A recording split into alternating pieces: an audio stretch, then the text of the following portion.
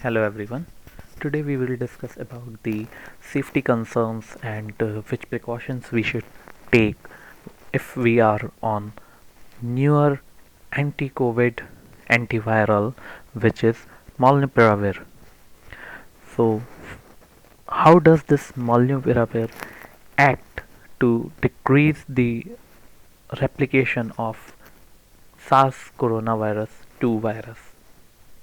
So this is a prodrug which convert into a synthetic nucleoside analog N4-hydroxycytidine. This mainly acts by causing mutagenic changes in the RNA of the SARS coronavirus 2, and these mutagenic changes will lead to the destruction and decreased replication of the new viruses. So this is how Molnupiravir acts to inhibit the coronavirus.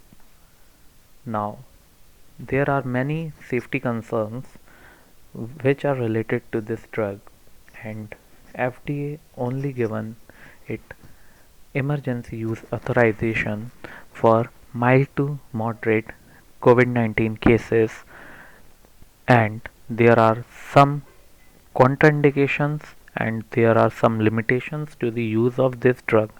So, first and foremost, Molnupiravir is not indicated for pregnant ladies because of its teratogenic effects in the animal studies.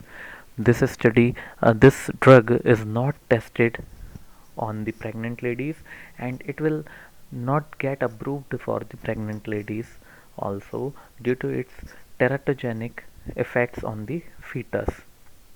Now, it will be a good practice if your doctor um, tests for pregnancy before prescribing this drug to any female which is in her reproductive age group, and uh, if any female is taking this, then she if any female in her reproductive age group is taking Molnupiravir, then she is advised for taking proper contraceptive measures during the course of the Molnupiravir treatment, which spans over the 5 days and 3 days after the completion of last dose of Molnupiravir. Now, during lactation, as this drug is excreted or secreted in the breast milk, then if someone is taking Molnupiravir, then that lady should not breastfeed her child, and lactation should be withheld during the course of Molnupiravir and 4 days after the taking last dose of Molnupiravir. How does it affect sperms?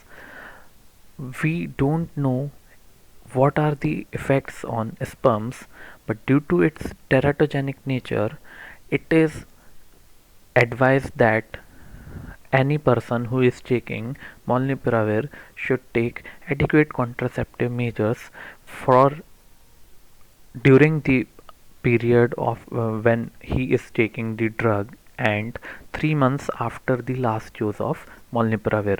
After 3 months, it will do not cause any effect on the sperms.